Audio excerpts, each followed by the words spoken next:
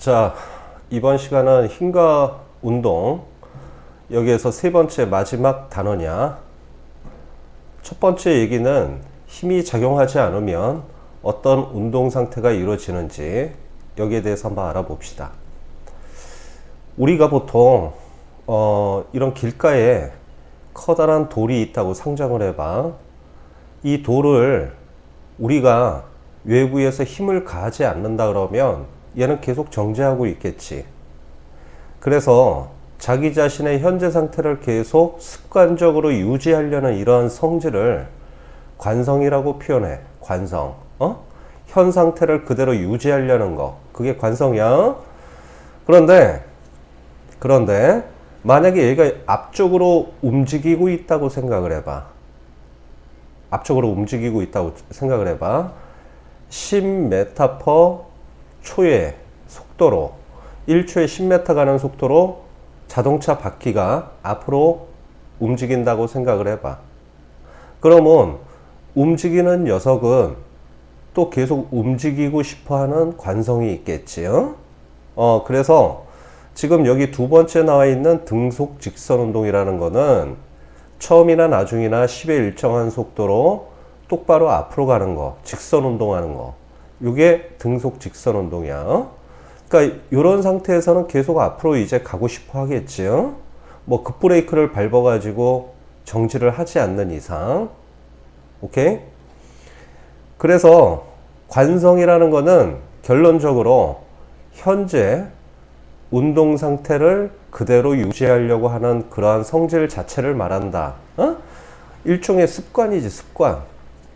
그러면 여러분들 보통 그 시험 문제에 관성의 예를 고르세요 뭐 이런 얘기가 나와. 그럼 첫 번째 이 버스의 급가속이라는 게 뭘 의미하냐면 여러분들 이게 버스라고 생각을 해보세요. 버스가 이렇게 있는데 여기에 손잡이가 이렇게 있어. 근데 이 버스가 요 앞쪽으로 이동을 정지 상태에서 갑자기 급출발을 했다고 생각해봐.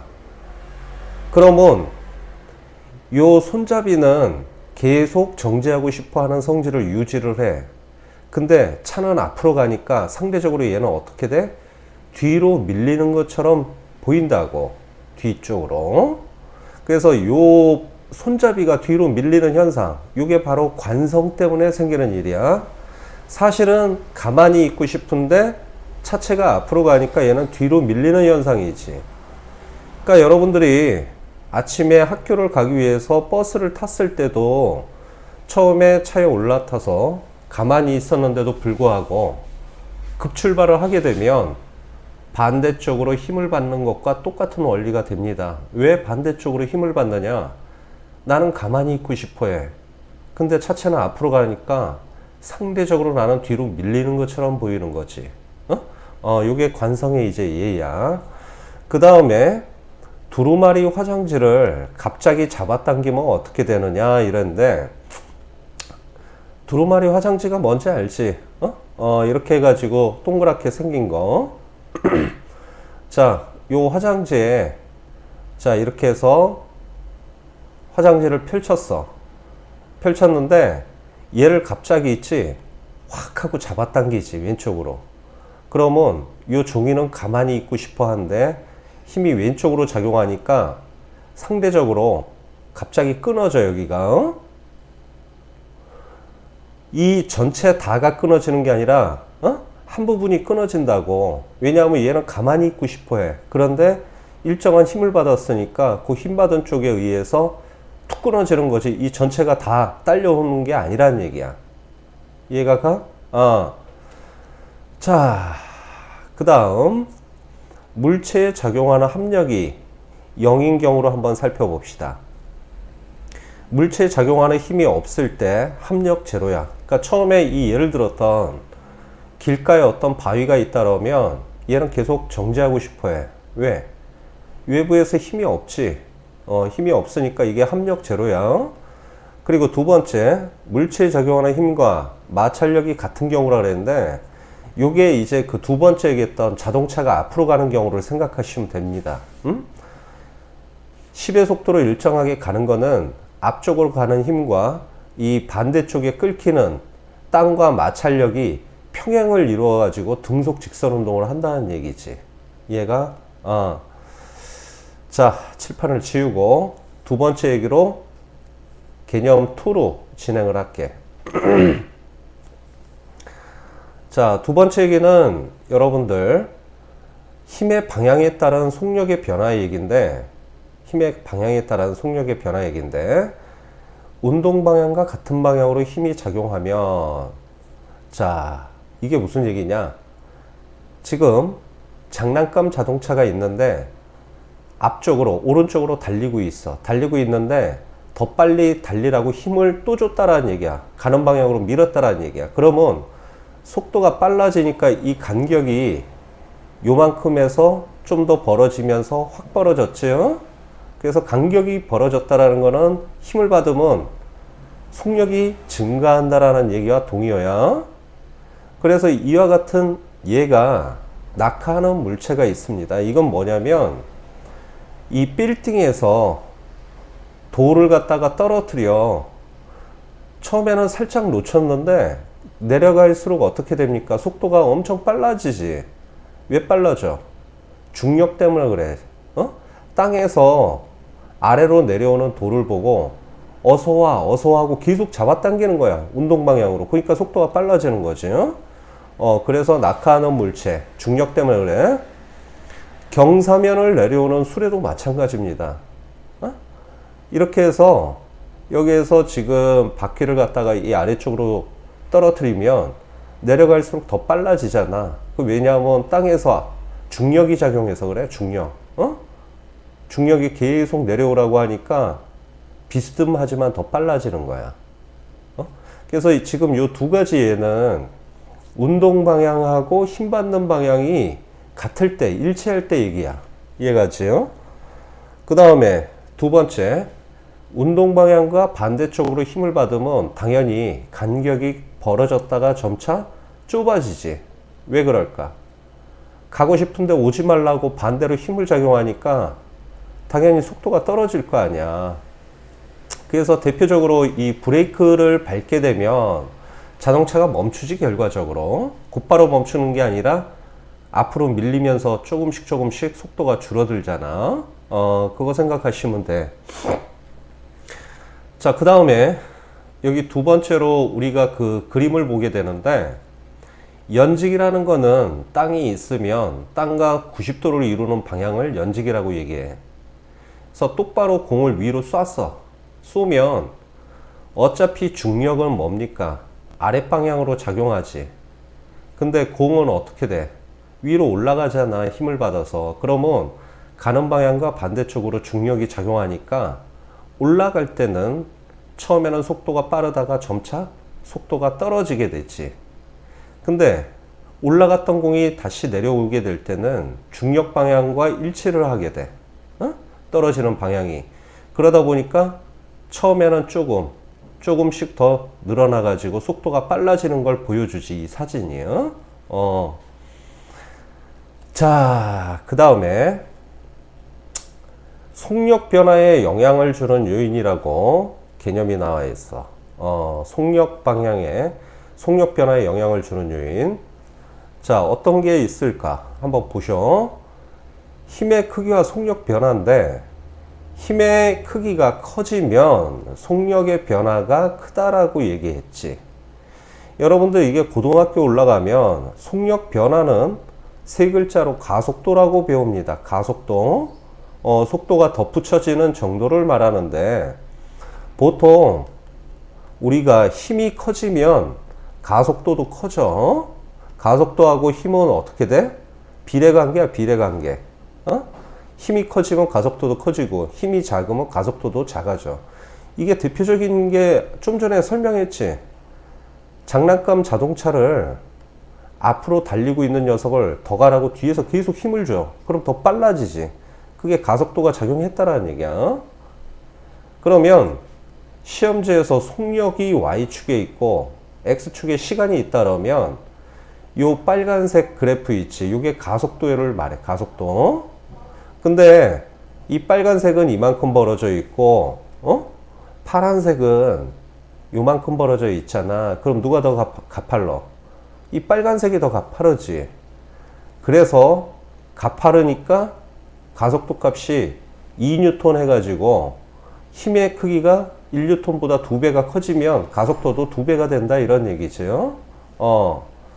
그런 얘기를 좀 이해를 하시면 됩니다. 그래서 힘이 세지면 속력 변화가 빨라지고, 그 다음에 물체의 질량과 속력 변화를 보시면 질량이 커질수록 속력 변화가 작다라는 거는 지극히 상식적인 얘기야.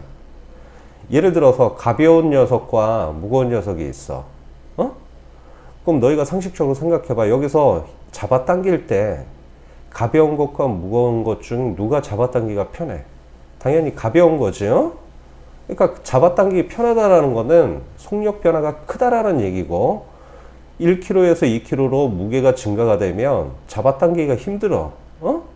그래서 속력 변화가 작은 거야. 질량이 크면 속력 변화가 작다. 이건 지극히 당연한 겁니다.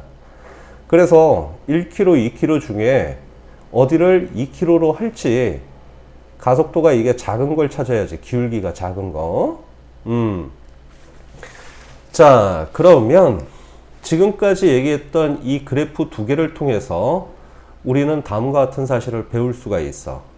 첫째, 속력의 변화, 가속도라는 거는 힘의 크기가 크면 비례하죠. 비례하면 위쪽에 써주고 반비례하면 아래쪽에 써주는 거 알지요? 이거를 이해 못 하시는 분이 간혹 있어서 다시 한번 얘기할게. 15 나누기 3, 15 나누기 5를 해봐. 그럼 요거 답은 5가 되고 요거 답은 3이 되지. 그치? 그러면 3에서 5로 숫자가 커지는데 밑에 숫자가 커지면 답은 어떻게 돼? 5에서 3으로 줄어들지. 그래서 속력 변화하고 질량은 반대 관계야, 반대 관계. 반비례 관계야. 그리고 여기 숫자, 분자값이 커지면 당연히 답도 커지는 거 알지요? 그래서 요 식을 잘 이해를 하셔야 됩니다. 잘 이해하셔야 돼. 자, 그러면 문제로 들어갑시다.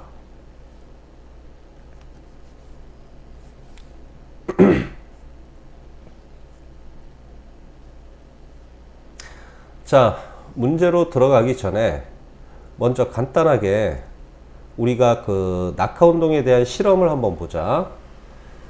공기가 없는 진공 중에서 떨어지는 낙하운동과 공기 중에서 떨어지는 낙하운동을 비교한 그림이야. 오케이? 자, 진공 중에서는 구슬하고 깃털이 동시에 떨어진다 해서 이 깃털하고 구슬이 전부 다 붙어 있지. 근데 공기 중에서는 구슬이 깃털보다 먼저 떨어진다 해서 얘가 아래쪽에 있고 구슬이 위쪽에 있잖아. 그러니까 아래쪽에 있는 게 있는데, 선생님이 얘기를 잘못했다. 구슬이 더 아래쪽으로 내려갔지. 구슬이. 그래서 이거는 어떻게 보면 우리가 일상생활에서 충분히 느끼는 거 아니냐? 구슬이 무거우니까 뭐 더 빨리 떨어진다 이런 얘기인데, 왜 진공 중에서는 똑같이 떨어지고 공기 중에서는 이런 일이 벌어질까? 그걸 이해하셔야 돼요. 뭐 여기에서 지금 작용하는 힘은 이 진공 중에서는 중력만 작용을 한대. 왜냐하면 공기가 없으니까 공기가 이거 밀치는 저항력이 없다라는 얘기야. 그런데 여기는 공기가 존재하고 있으니까 공기가 부딪히는 저항력이 존재하겠지. 이해가 가냐?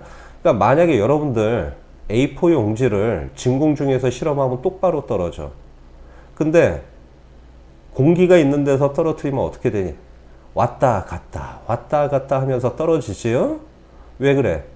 곧바로 떨어지지 말라고. 공기가 밀쳐내서 그래. 그게 공기의 저항력이야. 그러니까 결과가 달라지잖아. 진공 중에선 같이 떨어지지만 저항력을 상대적으로 덜 받는 구슬이 먼저 떨어지지. 그 차이를 아셔야 돼요.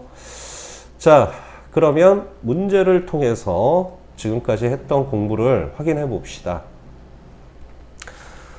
자, 1번 문제. 1번 문제. 다음 그림은 마찰이 없는 수평면에서 미끄러지고 있는 드라이 아이스이다. 이 드라이 아이스에 작용하는 힘이 몇 뉴턴인지 계산해봐라 그랬어. 어? 자, 여기 힌트가 있네. 마찰이 있어 없어? 없지. 마찰이 없으면 끓기는 힘이 없으니까 몇 뉴턴이야? 어? 0뉴턴이야. 어? 여러분들 이게 좀 이해가 안 가지? 어? 내 얘기 좀 잘 들어보세요. 아까 앞에서도 얘기했는데 이게 등속 운동을 한다고 쳐봐. 얘가 앞으로 갈 때 우리가 보통 땅 거칠거칠하니까 이게 끌고 주잖아. 마찰력이 있지 얘는. 그러면 예를 들어서 내가 10뉴턴의 힘으로 밀었어. 마찰력이 5뉴턴이야. 그러면 10으로 밀었지만 마찰이 오면 10에서 5를 빼면 실질적으로 5뉴턴의 힘으로 얘는 앞으로 가고 있지. 그치? 그러면 여기에서는 지금 마찰이 없는 수평면에서 미끄러지고 있는 드라이 아이스를 나타냈다 했어. 그러면 얘는 이 끓기는 힘이 없지. 그치? 그러면 이 물체에 처음에 작용하는 힘만 계속 작용하고 있잖아. 어? 얘가 가? 근데 이런 생각을 할 수 있어. 선생님, 그러면 이 드라이 아이스가 처음에 작용했던 힘을 뭐 10이라고 하면 10이라고 써야 되는데 왜 0이라고 써야 됩니까? 하는데 얘는 지금 처음에 작용하는 힘을 보는 게 아니라 얘가 이렇게 계속 움직이고 있을 때 이 중간 과정을 보는 거야. 중간 과정을. 그러면 얘는 외부에서 힘이 작용하지 않는 것처럼 보이지. 왜냐하면 마찰력도 존재하지 않으니까. 그냥 가고 싶은 상태를 현재 상태 그대로 똑같이 일정하게 가고 있는 걸 의미해. 그러니까 이게 움직인다고 해서 뭐 힘이 있다 이게 아니라 합력이 0이 되는 거야 이거. 이해가니? 왜? 속도 변화가 없이 똑같은 속도로 일정하게 가잖아. 이 벌어지는 간격이. 그러면 외부에서 작용하는 힘이 중간에 있어 없어? 없는 거지. 물론 최초에는 어떤 힘으로 밀었으니까 움직이는데 어떤 사람의 손을 떠난 이후부터는 합력이 제로가 되는 겁니다. 이 벌어지는 간격이 같기 때문에 요거 조심하세요. 자, 그 다음 두 번째 문제로 들어갑시다. 빈칸에 알맞는 말을 써라 그랬는데 물체가 현재 움직임 상태를 유지하는 거를 두 글자로 관성이라 그랬지. 관성. 그리고 관성의 크기가 뭐하고 관계가 된다? 뭐가 클수록 관성이 크다? 당연히 질량이 클수록 관성이 큽니다. 왜 이런지 예를 하나 들어줄게.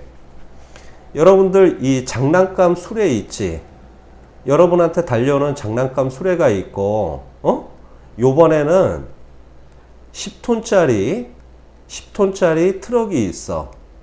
그럼 여러분이 두 손으로 막을 때 누가 막기가 힘드니? 당연히 이 10톤짜리가 막기 힘들지. 왜? 질량이 크니까. 그럼 질량이 크다라는 거는 쉬운 말로 뭡니까? 현재 앞으로 가고 있으면 계속 밀어붙이는, 앞으로 가려는 힘이 세다라는 얘기야. 그게 관성이 크다라는 얘기야. 동의어입니다. 이해가 가셔요? 그래서 질량이 클수록 관성도 크다라는 얘기가 요 예를 생각하시면 이해가 갈 거야. 자, 다음 3번 문제로 들어가자. 3번 문제. 3번 문제를 보시면 빈칸에 알맞는 말을 집어넣으라 그랬는데 물체의 운동 방향으로 힘이 작용하면 물체의 속력이 어떻게 된다? 증가하겠지. 앞으로 가고 있는 걸 더 빨리 가라고 밀치니까. 두 번째는 물체의 운동과 반대 방향으로 힘이 작용하면 속력이 당연히 감소하겠지. 오케이? 그 다음 마지막, 힘이 운동 방향과 나란하게 작용을 하면 뭐가 변하니? 속력이 달라지겠지. 속력이. 얘가 힘이 운동 방향과 나란하게 작용하면 속력이 변한다. 그래서 이 나란하다라는 얘기가 뭐냐면 이 수레가 앞으로 가는데 가는 방향으로 더 가라고 막 밀치는 거야. 그럼 속력이 빨라지는 거고, 앞으로 가는 거 오지 말라고 반대쪽에서 밀어버려. 그럼 속력이 떨어지는 거지. 그래서 화살표는 서로 나란하잖아 이게. 그래서 속력이 달라진다 이 뜻이야. 자, 다음 문제 4번 문제로 갑시다. 4번 문제.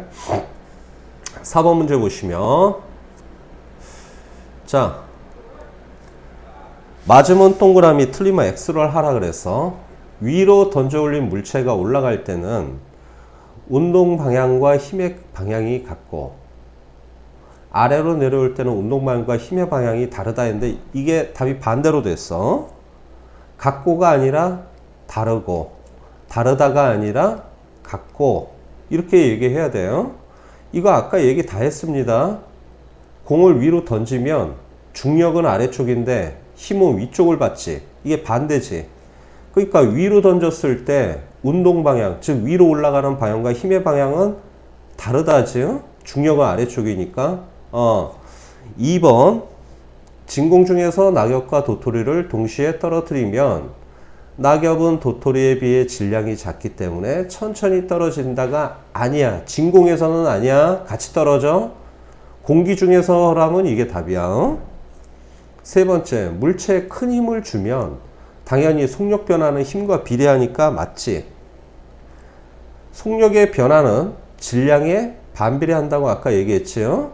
무거울수록 확 속도 변화가 쉽지가 않다 그랬어. 그 다음 문제 들어갑시다. 다음 문제.